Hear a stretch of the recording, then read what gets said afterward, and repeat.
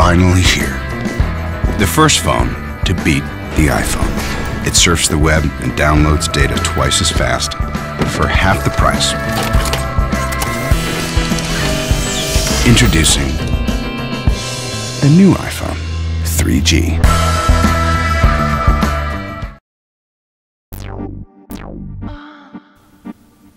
Hello, and welcome to another wonderful UBU Network podcast. I'm Cynthia Brown, and this week in News and Entertainment, Don Whitaker tells us how bugs, yes, you heard me correctly, how bugs can help solve our current crisis at the gas pump. Stay tuned. This you don't want to miss.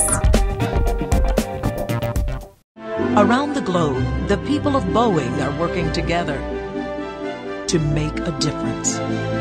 That's why we're here. Software executive turned green energy innovator Greg Powell and his team on the LS9 project have one of the most creative solutions we've seen for the current crisis at the pump. They've genetically altered bacteria to produce crude oil. Apparently, the bugs eat wheat straw, wood chips, or sugar cane, and their fatty organic waste can be refined into fuel. What's even more impressive is that for the first time ever, the process of producing fuel for your car is actually good for the environment. Our goal was to produce petroleum replacements, fuels that look, smell, taste exactly like today's gasoline, diesel, jet fuel. And that's what we set out to do, and that's what we've done. Petroleum is a very complex mixture of hydrocarbon products. The reason they're such an excellent product is that this diversity of products can be used for different performance engines. What our technology allows us to do is to design hydrocarbon molecules just like the ones that are in gasoline, jet, and diesel fuel. The way it works is through fermentation of renewable sugars. So in terms of the production of these fuels, it's very similar to how people have been brewing beer for a long time, but rather than the end product being ethanol or an alcohol that you would actually drink, these organisms are now producing petroleum. But from that point forward, that just goes into the distribution system exactly how crude oil and these other fuel products do today. This means that the future of fuel is renewable, cost competitive, and domestically produced. The projected cost for this new green crude is around $50 a barrel, with speculation of current crude prices at $200 a barrel. The new green crude is great news, but don't start planning your road trip yet. The first refinery based on LS9 technology won't be ready until 2011. Here's my tech tip for today. Have you had your eye on a new laptop or HD TV? Thanksgiving is right around the corner, and so is Black Friday. That's the day after Thanksgiving when electronics retailers drastically cut prices, for one day only, to attract Christmas shoppers and bargain hunters. You may have to wait in line for your new gadgets, but the low prices will make it worth the wait. For more details and links to Black Friday retailers, be sure to check out the show notes. With your news and entertainment, I'm Don Whitaker. Prepare your mind for Dr. Kyle as he tells us how disaster can bring out the worst and the best. Coming up next.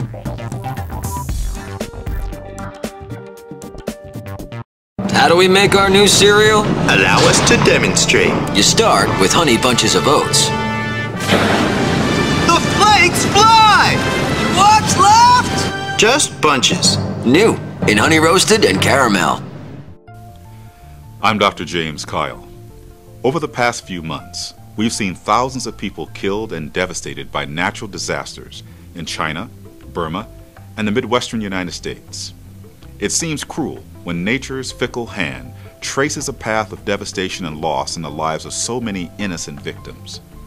The lingering question associated with most natural disasters is how could we prepare?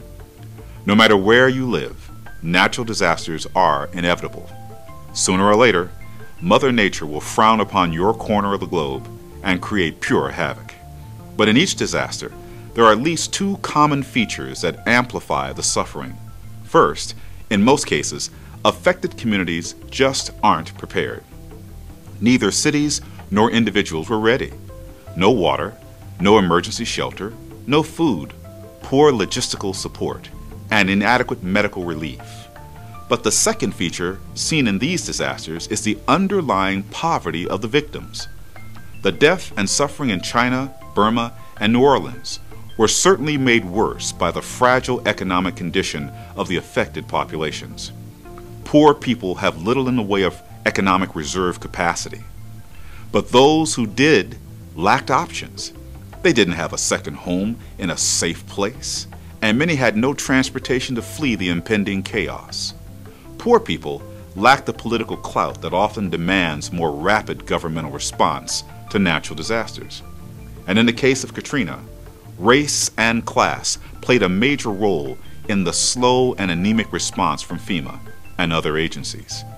Many families, abandoned by the government and cut off from relief, were characterized in the media as looters and criminals. Sometimes disasters bring out both the worst and the best in human nature. This was certainly true in Burma and Katrina. In each case, we witnessed unspeakable brutality and awe-inspiring compassion. Our values, our characters, our resilience are best demonstrated in the harsh light of adversity and trial. We should all be prepared for the next disaster, but how we manage in crisis will be determined by the characters we develop today. Hard times don't define us. They merely reveal who we already are. I'm Dr. James Kyle.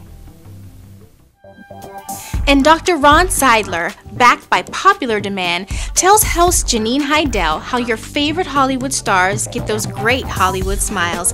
Back in a moment.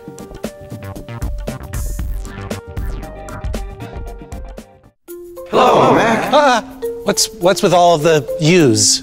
Oh, yeah, this is my new backup feature, Time Machine. Oh.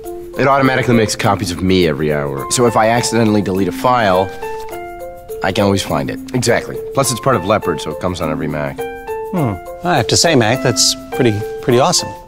Yeah, thanks, PC. Yeah, thanks, PC. Oh, thanks, PC. Thanks, PC. Yeah, thanks, PC. Okay, yeah, thanks, you're PC. welcome, all of you. You don't have to go down the whole line.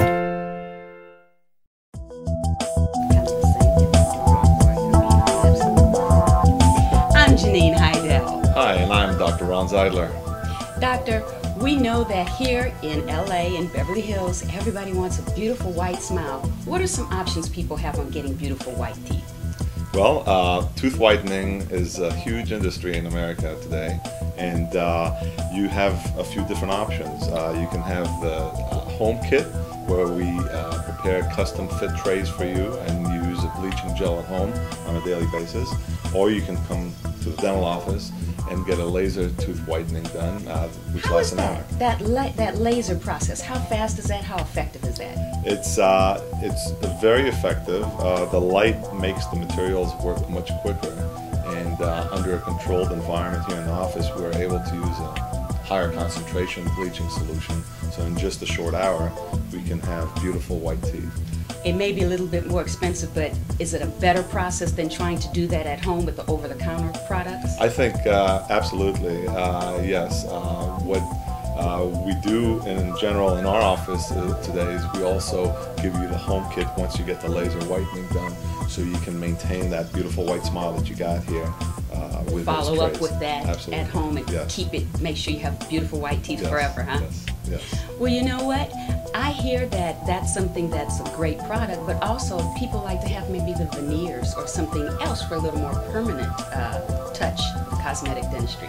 Well, veneers have been probably one of the greatest advances in cosmetic dentistry, and people have to remember that tooth whitening is only the first step in the ladder of cosmetic dentistry. It will give us a beautiful smile, but it's still, you know, our natural teeth, and if we want just to redo our smile or reshape the way our teeth are, porcelain veneers do a magnificent job of that, and you'll have a beautiful smile forever. And I guess we have to be careful what things we eat and drink to make sure we keep those teeth white. Absolutely. Well, if you just do regular whitening, anything such as cigarettes, coffee, tea can stain teeth quite heavily. Now, if you get porcelain veneers, guess what? Porcelain does not stain. So you'll have a white smile that's permanent. All right. Well, you know, you've given us a lot of great information on teeth whitening. I think we can have more information in the show notes afterward. But I'm just curious, you've been in this business a while. What's one of the strangest things you've seen in your time as a dentist? Well, I've seen quite a few things, but one of my patients came in one day, construction worker, beard, fell asleep in the chair, and as I was working on him, ants started crawling out of his beard and into his mouth. I tried to blow him off with my air and water gun, but they flew right into his mouth and then started crawling on his tongue. Well, we suctioned them off and continued working. He never knew anything about it. Wow, that means you're a great dentist. Yes, I'm an exterminator. Dentist and exterminator. Well, thanks for all your information, Doctor. I'm Janine Heidel. And I'm Dr. Ron Seidler. That's an amazing story.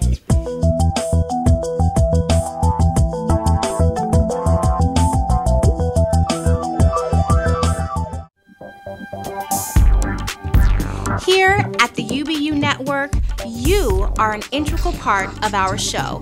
Remember to subscribe to our podcast, participate in the blog, and tell us your thoughts. Thanks so much for joining us again, and we'll see you next week. Until then, I'm Cynthia Brown.